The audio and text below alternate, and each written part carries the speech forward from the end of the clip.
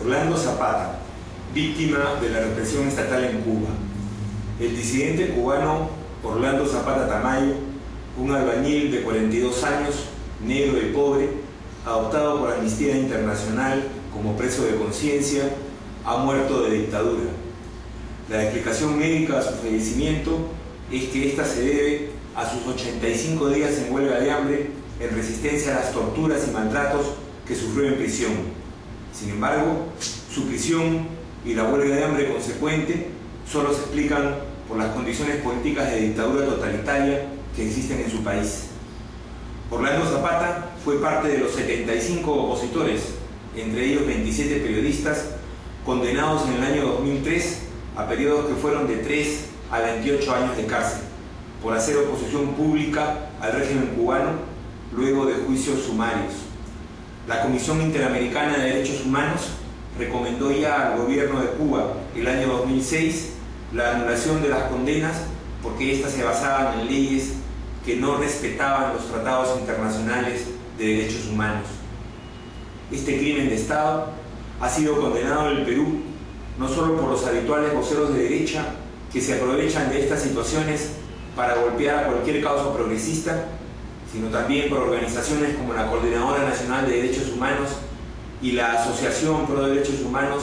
APRODE, que manifiestan así su rechazo a este tipo de represión política, cualquiera sea su origen. Esta condena general al gobierno cubano por la muerte de Orlando Zapata nos hace ver la fuerza que tiene hoy en el mundo la causa de los derechos humanos y el aislamiento en el que quedan aquellos que eluden sus responsabilidades en este tema. En el pasado, cualquiera que condenara las violaciones de los derechos humanos que ocurren en Cuba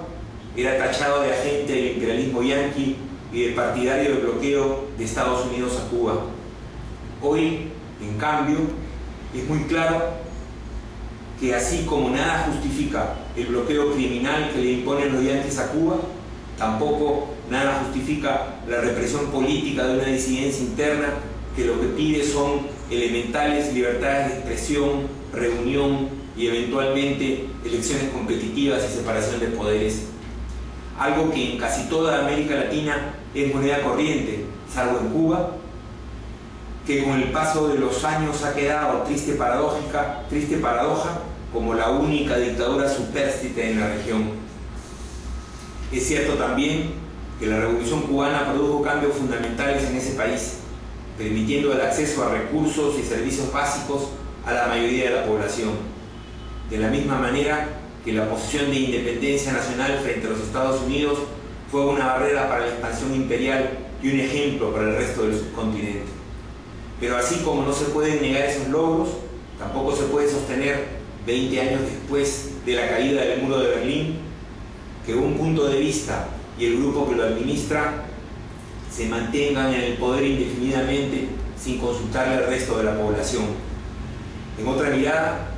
creemos que la lucha por la justicia y la lucha por la libertad son inseparables, tanto en el Perú como en el resto del mundo. Esa es la única manera de poder construir un mundo justo sin conflictos de principio entre medios y fines. En lo inmediato, la demanda del régimen cubano es la liberación de los aproximadamente 200 presos políticos que pueblan sus cárceles, una demanda mínima para que pueda comenzar un proceso de democratización en la isla, conducido por su propia población y sin injerencias externas, que le permiten en el futuro una mayor libertad a la patria de Martín.